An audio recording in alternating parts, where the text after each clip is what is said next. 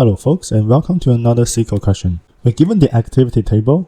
Inside the table we have machine ID, process ID, activity type, and timestamp.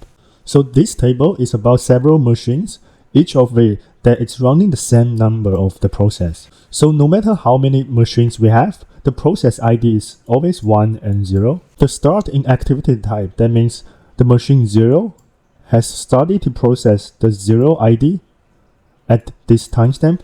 And the end type means the machine ID 0 ends processing ID 0 at this timestamp. And the output table is asking to calculate the average of processing time for each machine type.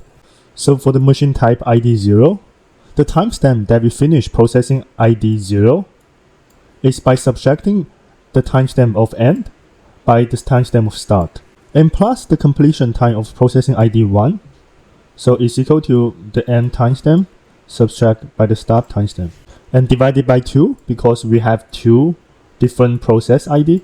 We know that the completion time is end minus start, and it's actually equal to the end timestamp plus minus start.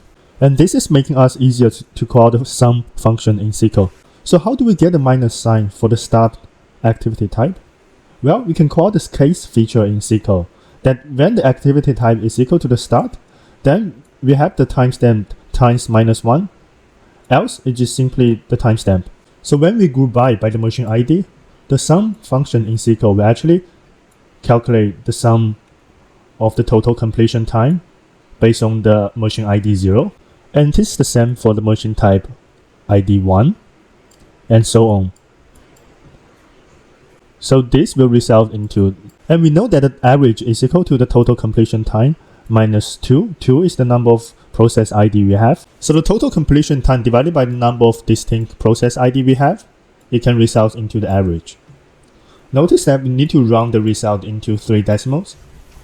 Next, I'm going to talk about the second approach, self-join. So for the same table activity, let's denote this is A1 and this is A2. We are joining based on the key, machine ID, and process ID. For the table A1, we only select the activity type that is start.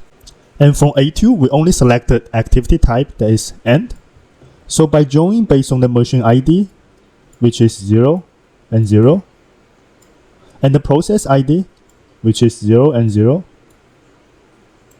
we can combine the first row from A1 and the second row from A2 into one row. Notice that the selection of the key is very crucial. You cannot only select machine ID because it has duplicate, and it cannot select the process ID only because it also have the duplicate. The only unique combination is machine ID plus the process ID. So by selecting the timestamp from A2, where the activity type is end, subtract it with the timestamp from A1 that the activity type is start, and it will result into the completion of one single process ID. And if we group by the machine ID, it will result into 3 groups, and we call the function average. The average means calculating the sum of the completion time and divided by the number of the rows we have in each group, and this will result into the final table. If you like this channel, please click like and subscribe. Thank you.